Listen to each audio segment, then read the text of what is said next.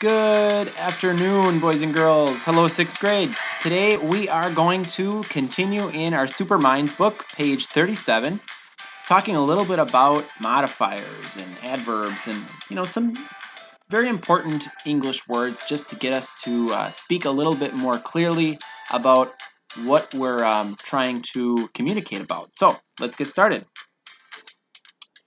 So today on page 37, what we're going to be doing is looking at just some vocabulary from last time and also some modifiers, okay? Before we do that, I just wanted to just call your attention to this story that we had talked about in class, okay? It's about Thomas Edison, and if you want to take a look at the link, I'm going to put the link in the description of the video, but it talks about perseverance, positivity, overcoming challenges and hardships. I know that right now we're really going through a very difficult time, but please understand that this will get better. Things are going to improve, and that even though we face challenges, sometimes it's not the end of the world. We just got to keep going, right? You got to keep, plugging through what's going on in the world. Surround yourself with positive people. This was a discussion that we had in class, so go ahead and take a look at that link if you missed class and read the story. It's a really interesting story about Thomas Edison. On page 37, we read the description of what the email said, so let's go ahead and read that. It says, read the email, then check the true statements. Correct the others. It says, last week I went to an Egyptian costume party. A lot of my friends went as pharaohs, and a few people went as slaves. But I wanted to go as something different, so I decided to go as a mummy.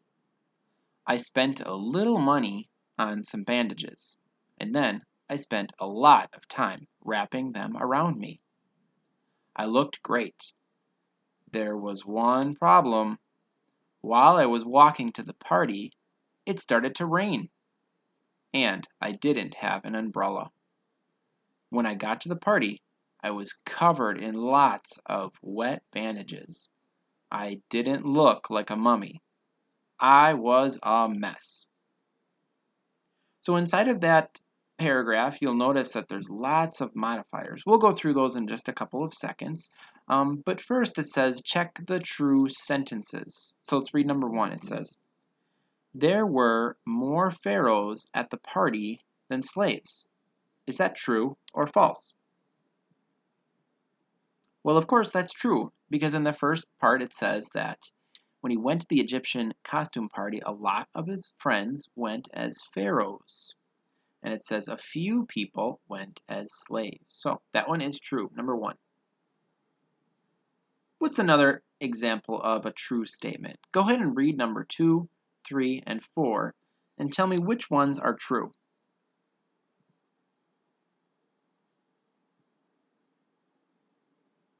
All right, hopefully you read through those. Is number 2 true? Is number 3 or 4? Well, we can also say that number 4 is true because it says he was wearing wet bandages when he arrived. Because inside of the paragraph it says, when I got to the party, I was covered in lots of wet bandages. That's the same thing.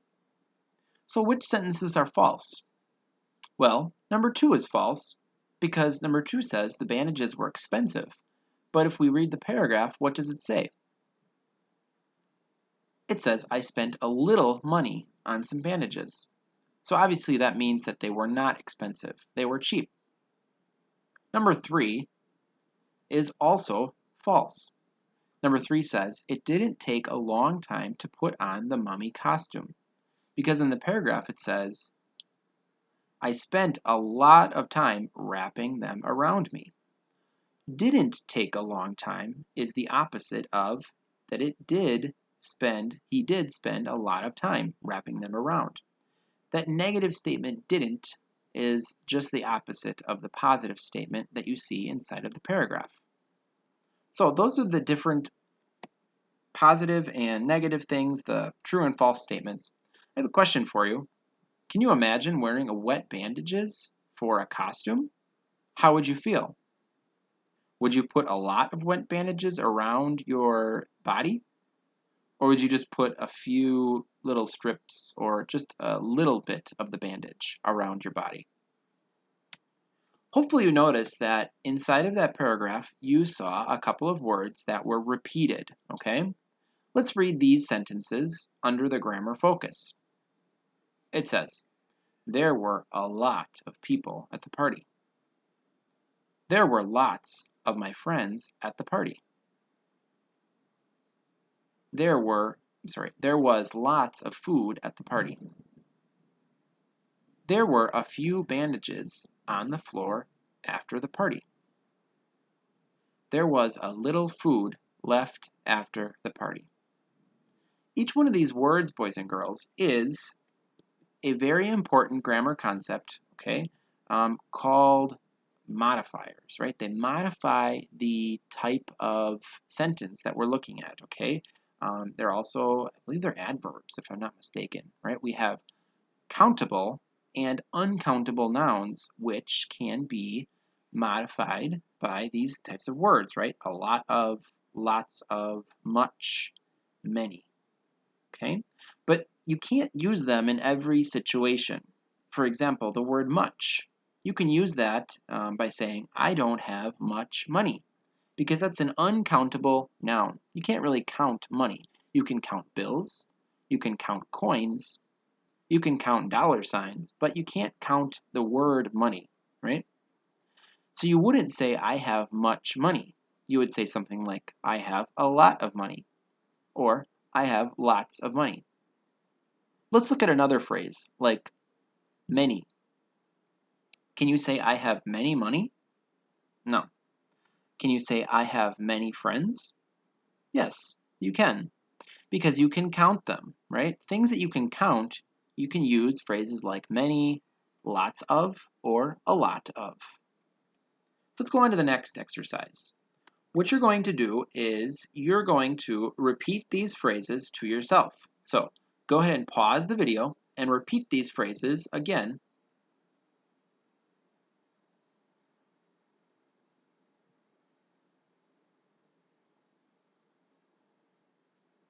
All right.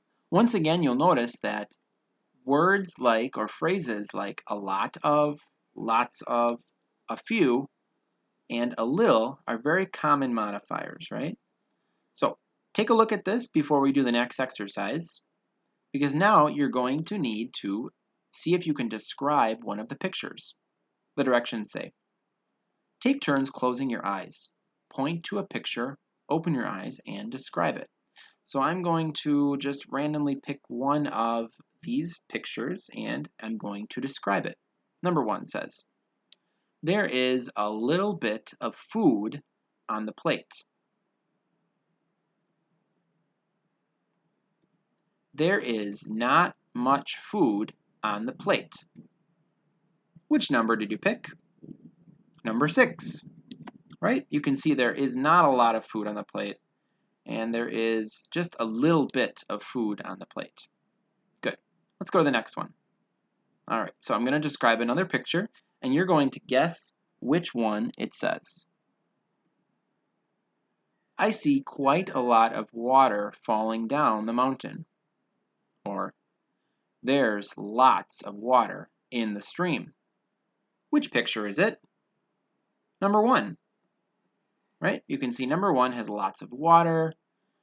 There's water in the stream, right? I wouldn't say there's few water, no. And I wouldn't say there's much water, okay? We would say there is lots of water, or a lot of water, because we can't really count it. Let's go to the next one. I'm going to describe another picture, and you need to guess which one it is. It says, he is carrying quite a few books. Or, more common, there are a lot of books in his hands. Or, I see he has many books. Which number am I describing? Good, number 7. You can see there are many books in his hands, and you can count them. All right, let's do another one. Now, in contrast, I see so much food. Or, there is a lot of food on the plate. I can't count them, but there are many little green peas. Which picture am I referring to? You're right, number 5. So, the phrases that I used inside of this picture were much food, a lot of food. Now those two, remember, we use when we're using uncount nouns. So food is something you really can't count. You can count pieces of food, or you can count maybe portions of food, but food you can't count. The word food is not countable, all right?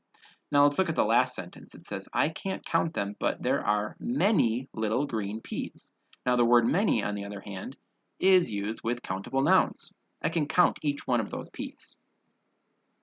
So let's do one more. This time I'd like you to try. Try to use the phrases that we just used before. There is, many, much, a lot of, there are, few, words like that. Can you come up with a description?